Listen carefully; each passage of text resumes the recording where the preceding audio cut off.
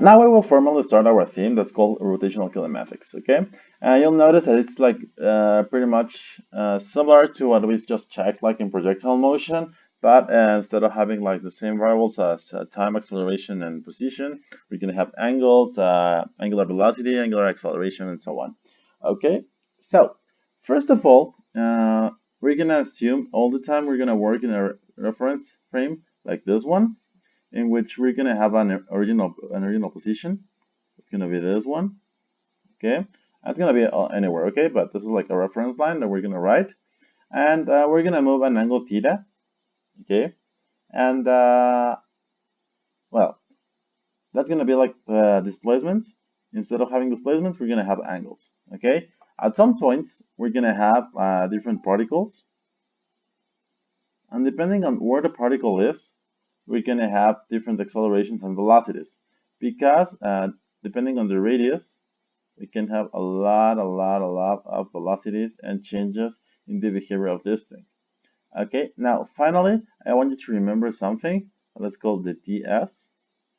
This thing is called the arc of length.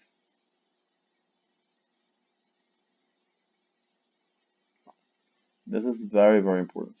Okay, so just remember this diagram. Now, here it is.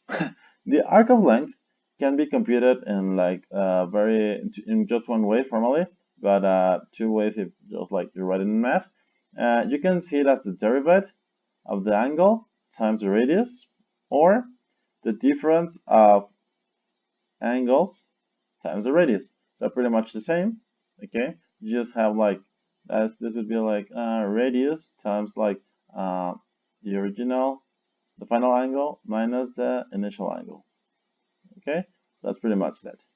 And it's going to tell you how much it's going to give you a distance. Okay, the only formula that's going to give us distance is this one, so watch out. Remember this. Okay, and well, angular displacement is how much we have moved. Let's say we were like here and we displaced up to here. That's going to be the displacement. Okay, and well, one fun fact you need to remember is that one revolution, it's going to be just turning around something circular. That's 360 degrees. That's pretty much this thing. This thing is in degrees. But we're going to work all the time in radians, okay? All the units right now are going to be radians. We're not going to work with degrees because they're not that friendly with this, right? And finally, if you remember, whenever you had position in just one dimension, you had x and but the changes of x through time. Those were like velocities.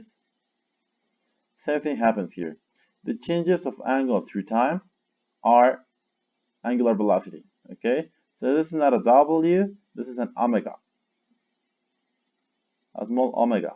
Okay, in case you're wondering, this is the capital omega, but this right here is a small omega. And well, this is angular velocity, which is the rate of change, and angular speed is just a magnitude. Okay, speed is just a number, the velocity is a vector. Don't forget that.